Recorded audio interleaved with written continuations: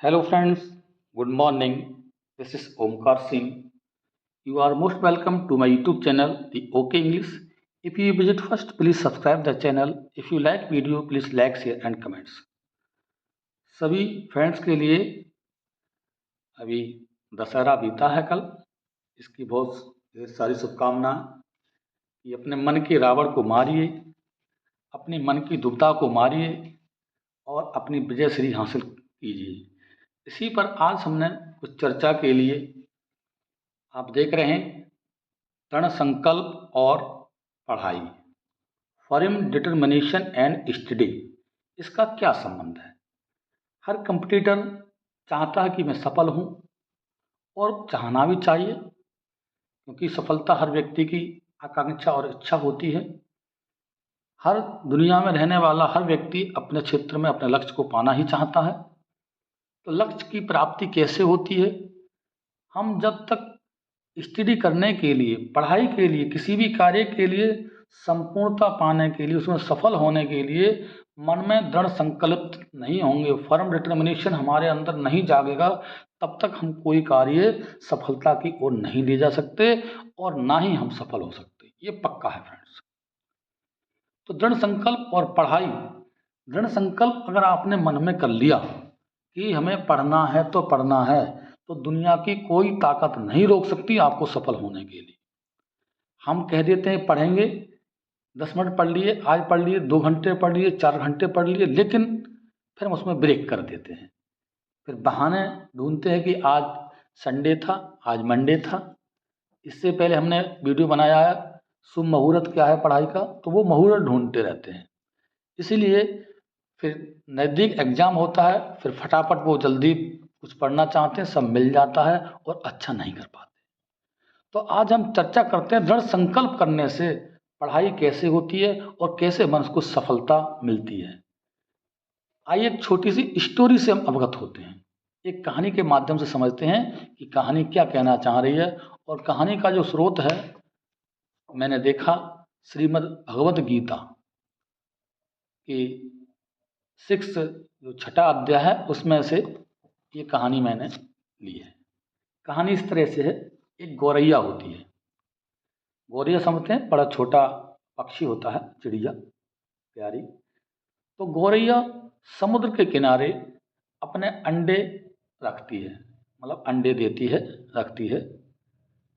तो गौरैया चाह रही है कि स्थान अच्छा है, लेकिन समुद्र की लहरें इतनी तेज तीव्र गति से चलती हैं, आप समझते हैं, कि वह अपनी लहरों के वेग में गौरैया के अंडों को ले जाता है। जब गौरैया ये देखती आकर के कि मेरे अंडे यहाँ से गायब हो चुके, समझ जाती है कि समुद्र ही अपनी लहरों में मेरे अंडे को समेट लिया है। वह उससे आग्रह करती है कि भैया हमारे अंडे वापस कर दे, लेकिन समुद्र जड़ होने के नाते उसकी स्वीकृति को या उसके आग्रह को नहीं स्वीकारा। उसने कहा, मतलब कोई रेस्पॉन्स नहीं दिया। बहुत क्षुब्ध हो जाती है, दुखी हो जाती है, और क्षुब्ध होकर के उसने मन में दृढ़ संकल्प किया। देखिए बात आती है दृढ़ संकल्प की, हम पक्षी से उदाहरण ले रहे हैं। उस गौरैया ने दृढ़ संकल्प लिया कि मैं निश्चित रूप से, अगर ये मेरे अंडे वापस नहीं करता है तो मैं इसे सुखा डालूंगी। मतलब समुद्र को सुखा डालने का गौरैया ने मन में दृढ़ संकल्प किया। और केवल दृढ़ संकल्प से कुछ नहीं होता, तो उसने उसके अनुसार कार्य किया। क्या कार्य किया? छोटी सी चोंच से समुद्र में से जल निकालना शुरू कर दिया। चोंच में भरे जल और दूर जा कर के डाल दे, चोंच में भरे जल दूर डाल जा कर के डाल दे।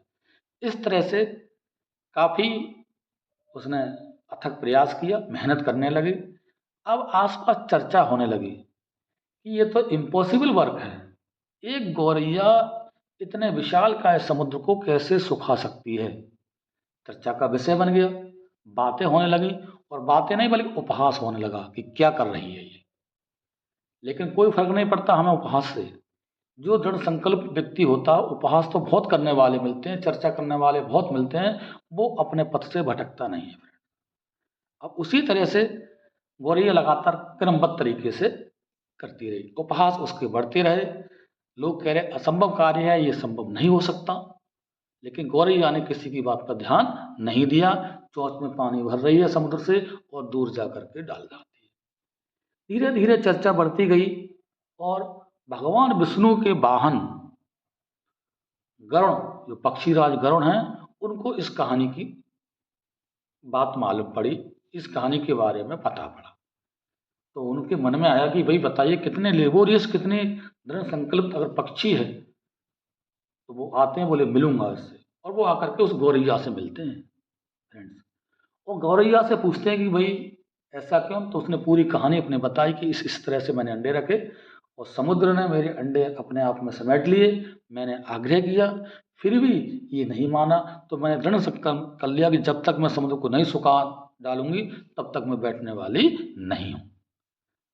ये सुनकर के पक्षीराज गरुड़ के मन में प्रसन्नता हुई, उसकी मेहनत को देखकर कि वास्तव में बहुत लेबोरियस है, बहुत मेहनत कर रही है। तो उन्होंने कहा ठीक है, क्योंकि उसी ग्रुप से वो भी आते हैं, पक्षियों के ग्रुप से गरुड़ जी। तो गरुड़, पक्षीराज गरुड़ ने कहा कि ठीक है, मैं आपकी सहायता करूंगा, मदद करने के उन्होंने पूरा आश्वासन दे दिया। उसी परिप्रेक्ष्य में उन्होंने समुद्र से कहा कि भाई तू इनके अंडे वापस कर दे, अन्यथा अगर ऐसा नहीं करते हो तो हमें आगे आना पड़ेगा। अब समुद्र ये सुनकर के एकदम भयभीत हो गया, क्योंकि पक्षीराज गरुड़ भगवान विष्णु के वाहन, तो भगवान विष्णु जो दुनिया को चलाने वाले क्या नहीं कर सकते, हर चीज संभव है उनके लिए। समुद्र के मन में शंका हो गई और उन्होंने उस बात के लिए मतलब कहने का हो स्वीकार कर लिया कि हाँ मैं अंडे वापस कर लूंगा, मतलब उसको स्वीकृति दे ही दी। तो कहानी तो खैर अब यहाँ तक ही है। अब कहानी का माध्यम ये कहने का मतलब है कि एक छोटी सी गौरैया दृढ़ संकल्प होकर के समुद्र जैसे बड़े विशालकाय चीज को या जड़ को मतलब अपने आपके लिए मोड़ लेती है, अपने दृढ़ संकल्प के आधार पर उसे टर्न कर लेती है। तो उसी तरह से ईश्वर हर व्यक्ति के साथ होते हैं, जो दृढ़ संकल्प होते हैं उनके साथ कोई ना कोई मदद करने वाला आता है। और कहा गया है कि भगवान उन्हीं की सहायता करते हैं जो अपनी सहायता स्वयं करने में सक्षम होते हैं।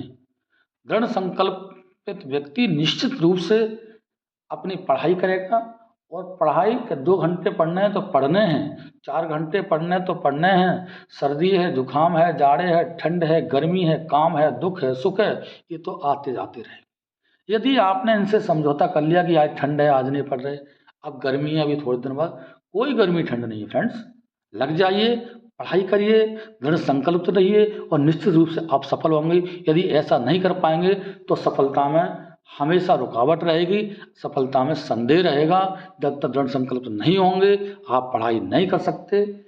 6 घंटे पढ़ने की ज़रूरत नहीं है, 4 घंटे पढ़ने की ज़रूरत है। मन से पढ़िए, दृढ़ संकल्प रहिए और ईश्वर आपकी मदद करेंगे। निश्चित रूप से आप सफल होंगे। टीजीटी पीजीटी एस्पायरेंट्स अपनी नई दुनिया बनाएंगे, सिलेक्शन लेंगे।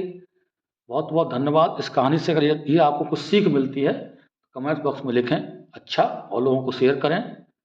Thanks for watching this video. Take care.